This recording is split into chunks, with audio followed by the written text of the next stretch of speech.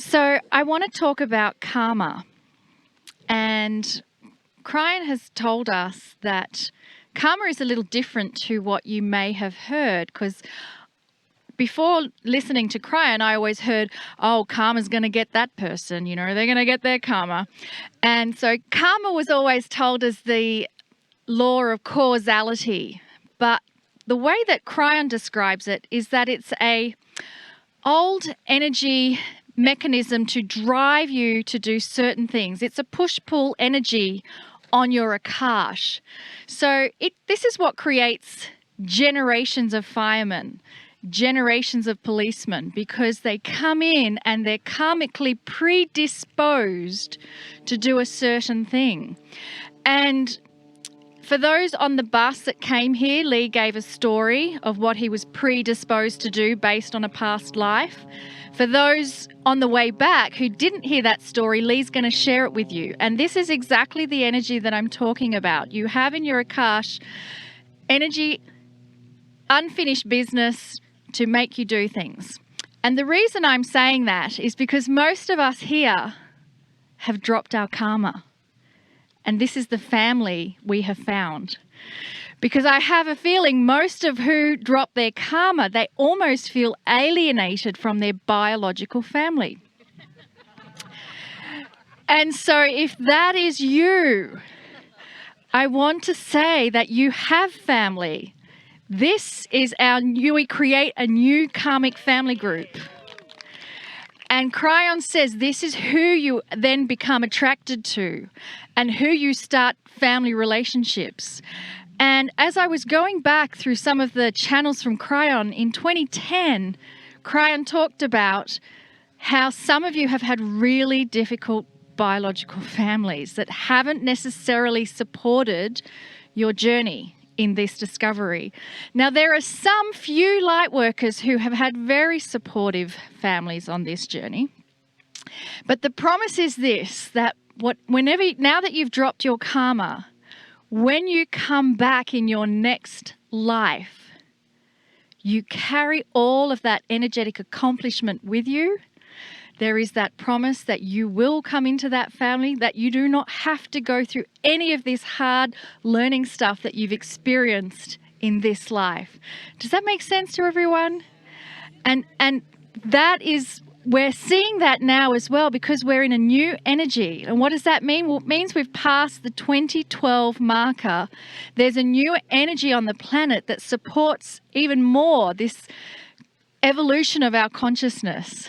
And so this is really a time of congratulations that you are here with your spiritual family.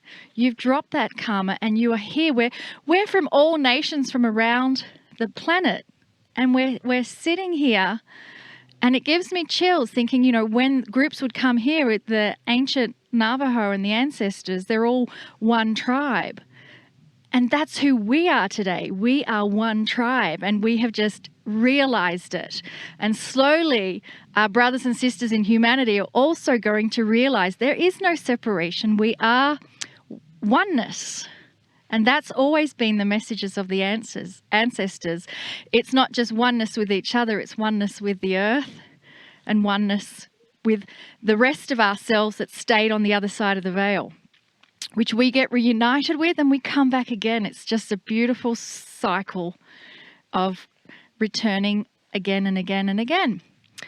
So that's my brief message that I wanted to share with you about karma. And now we're going to have a meditation from Ilan and then hear what Kryon has to say in this beautiful heart that surrounds him. Yeah, so let's get ourselves centered in any way you feel appropriate for you in this moment. Everyone can hear me well? Yes.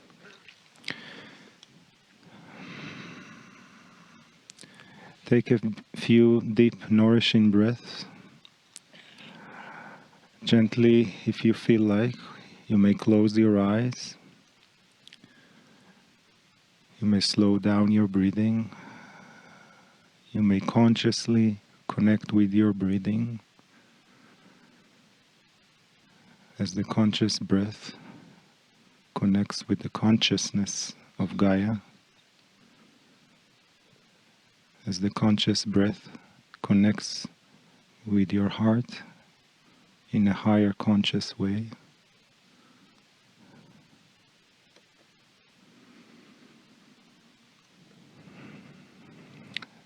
Take it slowly. Let us create a very sacred moment for ourselves here. Every moment in life is truly sacred, but this one is with intention, with a group of old souls that in some way came with a purpose on this journey. And we are feeling that within us, through us, with the land, with the ancestors, with the keepers of the land, and with the beings that follow with us wherever we go.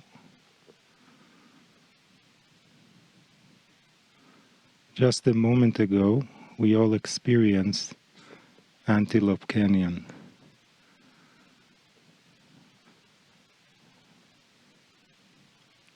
It truly is a bridge. It is as a portal.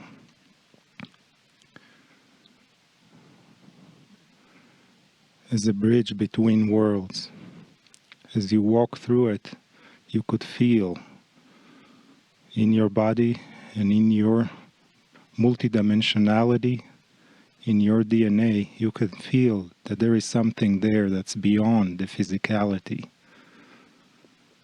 Some, like other places on the earth, there's some places that are really, really unique. And we may not have the words to explain them, but we feel them. And where we feel them is through our hearts and through our connection with our breath and through our human multidimensionality and beyond. And maybe for some of you, you had even some visions or images or experiences that you may not be able to give a name, but you know they are real. And they are very personal to each of you. And sometimes sharing them may not feel something you want to do because it's a personal message just for you. And that is all right. It is truly a personal message just for you at this time. And from here on, you can carry it with you. Take another deep breath. And as we have done before, we honor the land. We honor the ancestors, the keepers, the indigenous, and everyone who came before us and that will come after us. And in sacredness of spirit, God and creative source, in the compassionate heart and love, where there is no time, we are all connected. We truly are all one when we embrace in the heart.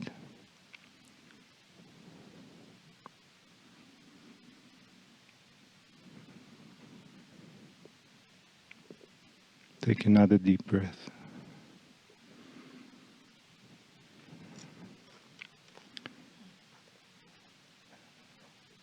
And while Kryon is about to give his third message on his journey,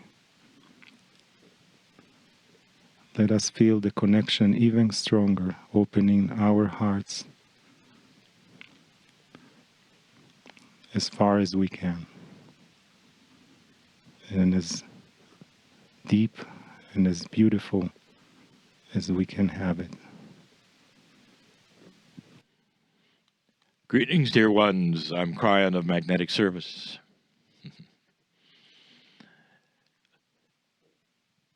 There are always layers of listenership, of awareness on all of these messages. And the first layer is those who sit in front of me. And quite often the messages are targeted to them. This is the third message in the series of what has been called the Monument Valley Tour of 2019. I say that because those listening might not always get the time reference, or the place reference, or the sequence reference. The last channel we gave was personal. And it was given mostly to honor the indigenous. So as we sit here, even before we tell the listenership where we are, these are sacred lands. The ones who lived here had the ancestors who they draw upon for wisdom of life. And we recognize them yet again. And we ask permission of those ancestors for this message. A message that's not necessarily about the land this time, but a message of love and compassion, and one that I've given before in many ways. And so yet again, I work my way to that message through that which we've experienced yet today.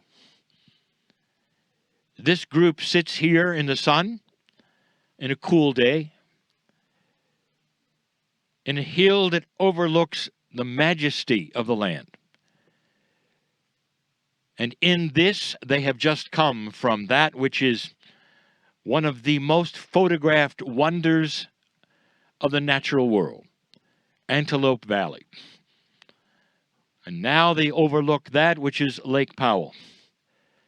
Beautiful, still, the colors are rich around them, and they all shout that nature is beautiful. And there's much to learn from it. Dear ones listening past this group, if you saw photographs of Antelope Valley, you'd know, oh yes, that's where they are. Well, the photographs are worldwide. It's a canyon that changes dramatically with the seasons, with the position of the sun, and is never the same. It is perhaps one of the most beautiful places to the eye that you can imagine. And as I've said, one of the most photographed. It is open 365 days of the year, and multiple hundreds of tourists pour through there. Did you ever wonder what the indigenous felt when they discovered it? Did you ever put yourself in that place? What would it have been like for those who were just discovering this land and the beauty of it and the particulars of it? And they discovered that. Would they be impressed? Well, you'd have to put yourself in their place, dear ones. Number one, did it help them hunt? No. Did it help them fish? No. Was it something that would help them with the resources of the land? No.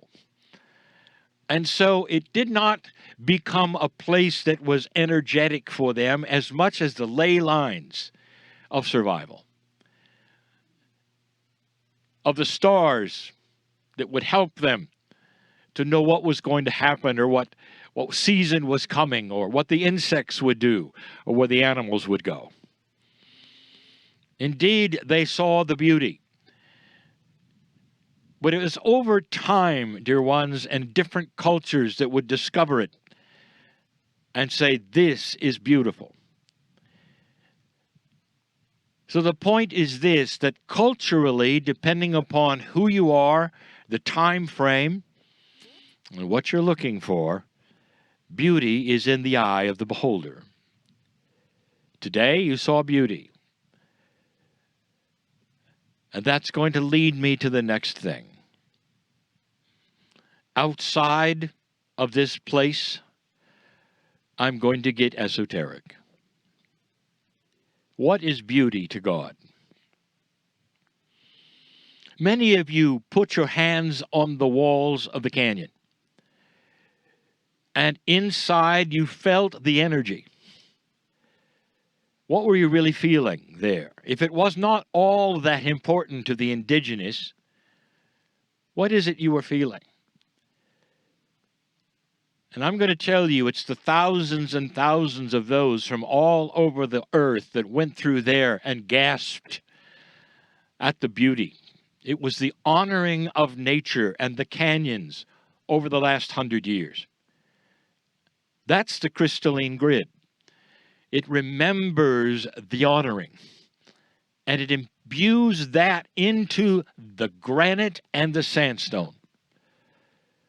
And so when you put your hands on the walls, you feel all of those who have come before. And you feel the beauty and the honoring of nature back. Because as you honor nature, as you sing to it, it eventually will sing back to you. How does God see beauty? Well, let's start here. I'm going to give a demarcation. One is this side of the veil, and the other is the other side of the veil. This side of the veil will be humanity in general. The other side of the veil is that realm where the Creator is, where the angelic beings are, where multidimensional energies come from. The veil has been described so many ways by so many historians that were spiritual. A veil is that which you cannot really see past because it's hidden from you. And there are those who had said that veil is set and never moves. That veil on the other side is where God lives, if you want to use that terminology, which is incorrect. This side of the veil, the three-dimensional or four-dimensional side, is where you live, which is not correct either. But that is the model. The part that you don't understand is the veil is variable. And I'm going to tell you yet again, before I even continue the channel of beauty and love and compassion,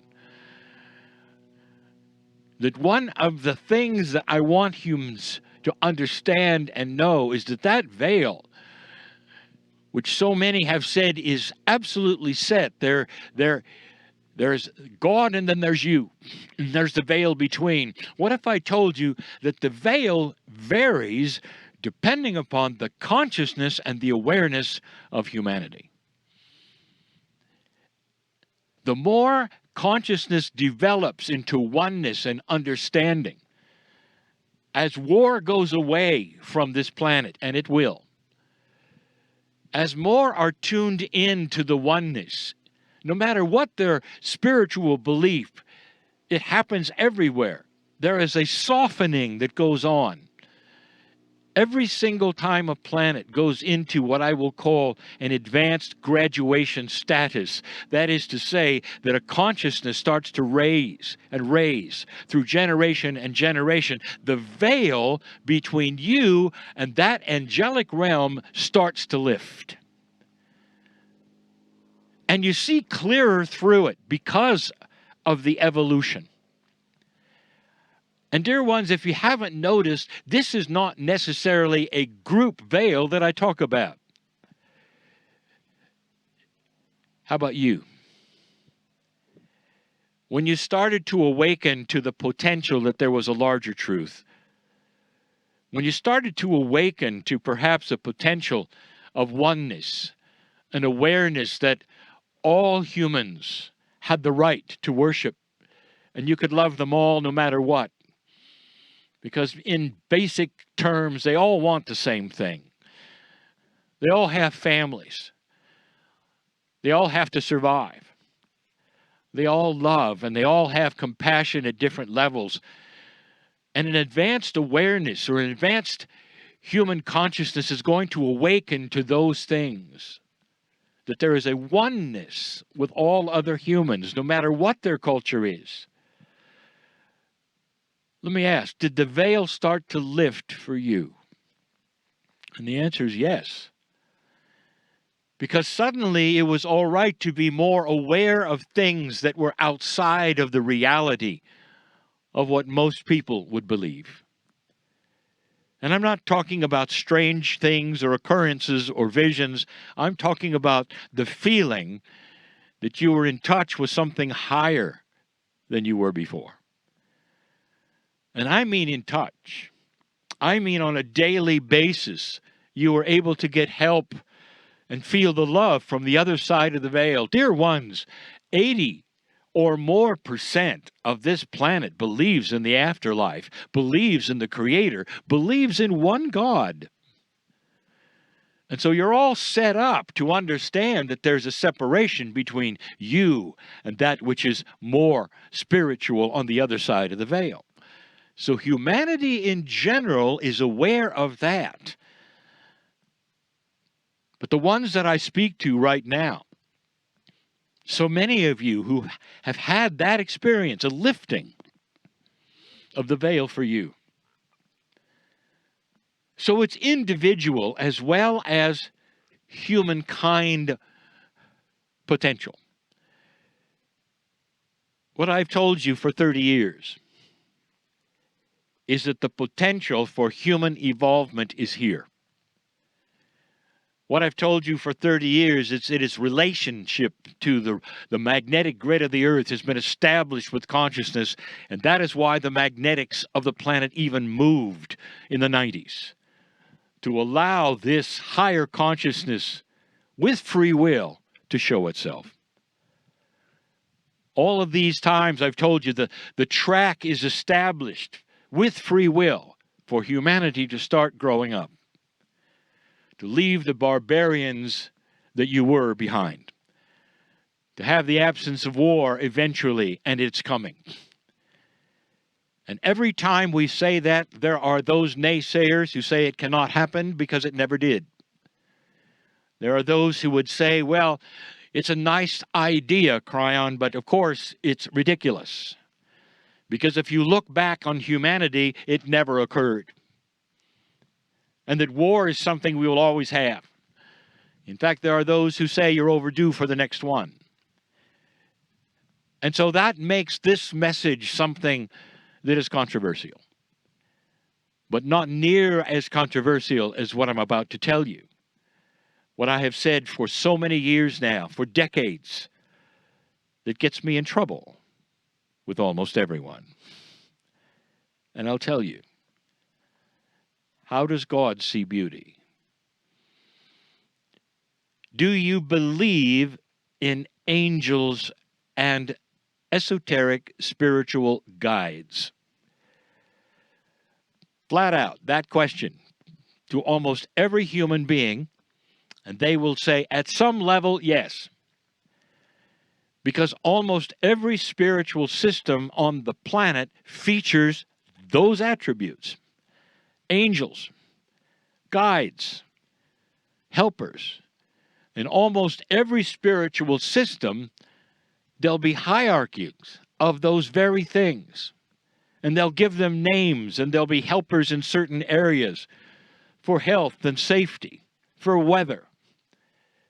It is common to then get help from the other side of the veil through these ideas. Are these ideas accurate? Yes. Yes, they are. Because God, whatever that term means to you, the creator of all things, that which is inside you, has an entourage. And if you've identified it as angelic, that's the human feeling. That's as good as you can get. But remember this. Human beings can only project what they know from themselves. So the consciousness of humans then often is placed upon that which you don't understand. So the angelic realm often becomes simply humans that are different. An angel, for instance, is a multi-dimensional, beautiful helper, if you want to say, that is part of the realm of God. Multi-dimensional, beautiful. And yet for you to understand it, you have to put skin and wings on it and give it a name. You have linearized something that is multidimensional so that you can conceive of it. So you can already see that there is an issue with how you see things. And there's no judgment. It is as best as you can do. This is changing. For suddenly humanity is discovering in its science what a multidimensional thing is, where physics doesn't work the same, where time is adjusted. And that's the science. So if you apply that to the spiritual realm beyond the veil, you can see perhaps you're missing a great deal. And you are. What is beauty to God? Well, you'd have to then transfer that to ask, what are the attributes of the angelic realm and all of the helpers? What do you expect from them? And I'll tell you, they see the beauty on the planet. And you might say, well, have they been to Antelope Valley? And the answer is, they've been everywhere. But that's not what they see as beautiful. Like the indigenous didn't really see the Antelope Valley as something spectacularly beautiful because it didn't apply to the things that they needed, their survival, and the things that they thought had energy that were important. The valley did not give them a different opinion of the cosmos or the four directions of the compass. It didn't fit into the ceremonies. It didn't change what they did. How does God see beauty?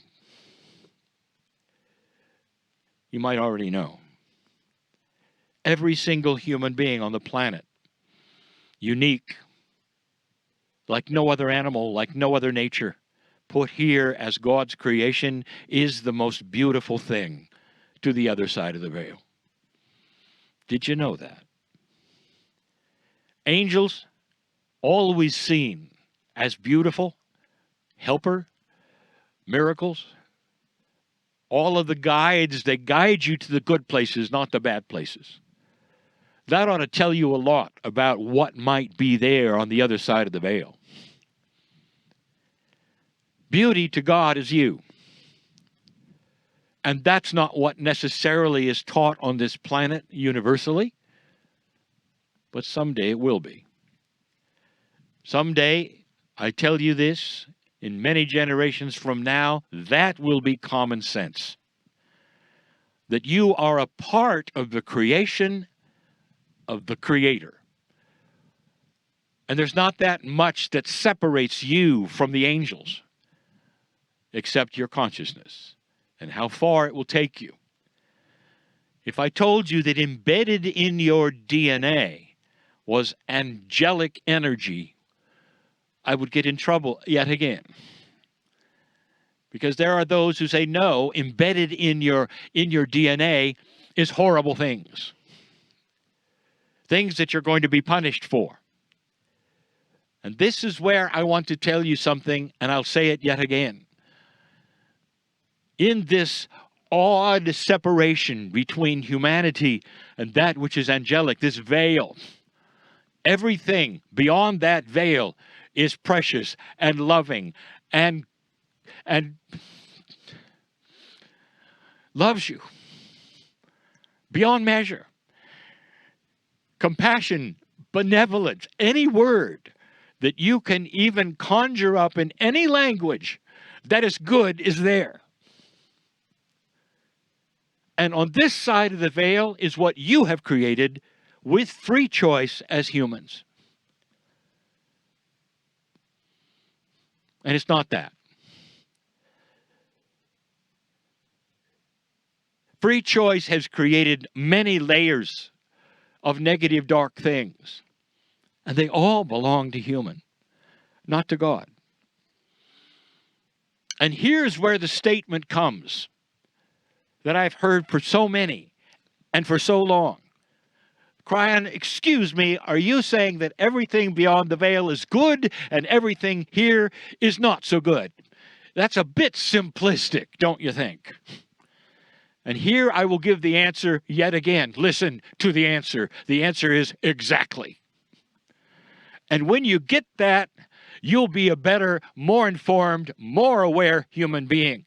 Everything that is negative here, even the things you attribute to God, belongs to humans. All of it. God does not have the things that you've assigned to God. Judgment, punishment, horror, torture, the afterlife, even of children, going to a place where you burn them alive every day. You think that's God? Millions do. Millions do. Not understanding that on the other side of the veil, that doesn't occur. And the consciousness is not there anymore, and I'll say it again, any more than that's the consciousness you would have for your children. You would not assign that to your children, would you? No matter what they've done. This free choice that you have really means free choice. Free to take this planet anywhere you want to go. You might have noticed that Kryon does not give current advice over things that you do to yourselves.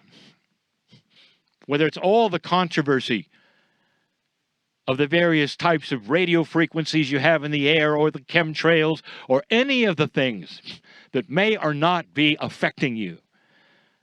I don't talk about it because, dear ones, that's your karma. You do to yourselves what you do to yourselves. Part of the growth of consciousness is, will you clean up your act? Will you stop polluting to the degree will you kill yourselves? All of these things you are working with constantly. That is humans with humans. I am talking about the spiritual aspect of who you are. The things that are changing on the planet, the things that are starting to be revealed.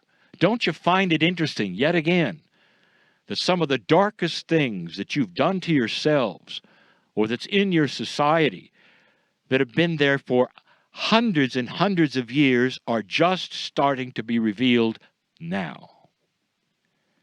Don't you find that odd? I'll tell you, this is all related to the shift of the magnetic field, to 2012, to an increased consciousness worldwide over dark things, starting slowly to clean things up that used to be uncleanable. And that includes some things that are coming, and you'll see them, and you'll see them. And this, dear ones, is the proof that humanity is starting to accelerate its involvement in general. And I sit in front of a group of people in this beautiful place, and those listening who can just imagine what this place is like, who are starting to see it in their own lives. Exactly. God is good, benevolent. There is much love for you.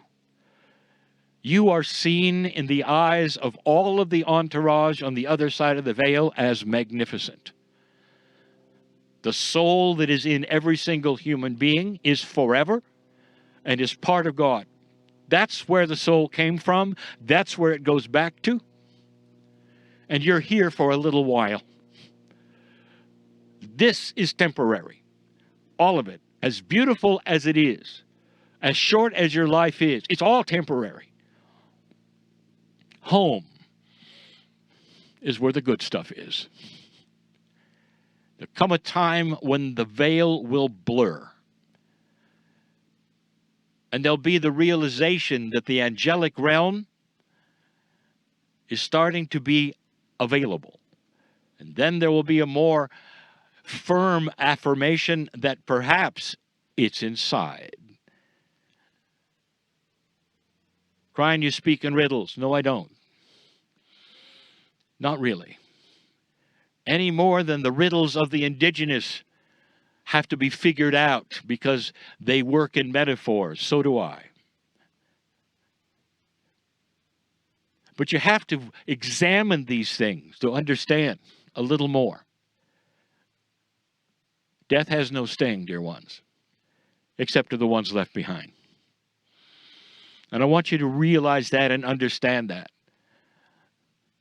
every single one of you will take a last breath again. And every single one of you will awaken within a short amount of time and hear the music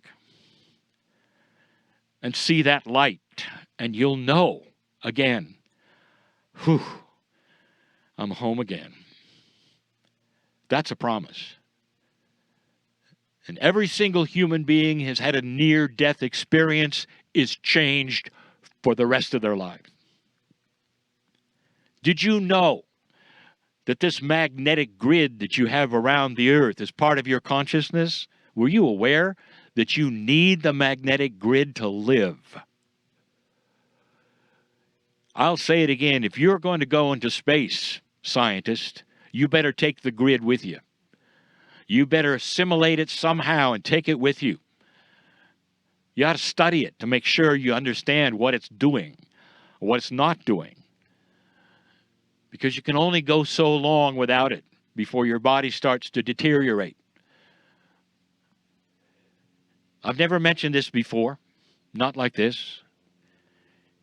There are a few men who have gone beyond the grid as astronauts and spent time, and they were changed forever. And some of you can find this in books and interviews, where they go out as astronauts or military or scientists and come back as painters and artists and poets. And you might say, well, what has that got to do with anything? I just gave you something to think about regarding the magnetic grid of this earth and reasons for it and how it's tied in to you, to the indigenous, to the land, to the other side of the veil, to the angelic realm, to what's going on in the shift right now. You or the Antelope Canyon to the angelic realm. They line up to see if you're listening. Some of you are, and some of you are not. But it does not detour them at all. These helpers, these angels, are next to you all your life. And with free choice, you may find them. And with free choice, you may ignore them. And there is no judgment. Because again, we'll see you, and the party is real. The party after life is real.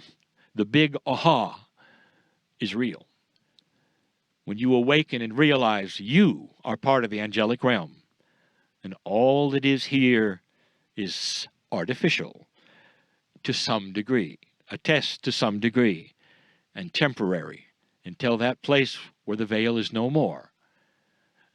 And you as humans are one with your higher self. I've seen it. It happens in other places of this galaxy. It's even the reason you're here.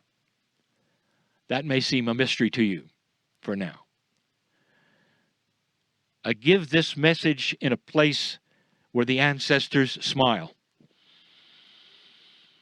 And they say, this is the message we have always given to the indigenous that are here, who know they are part of the 4 compass headings and are part of the stars and the cosmos and of nature, and play their part in a dance with the elements that keeps them surviving for century after century after century without any depletion of nature. Being one with these things is the most wise thing you'll ever learn again. That's it for now. Leave this place knowing you're magnificent. Truly. And so it is.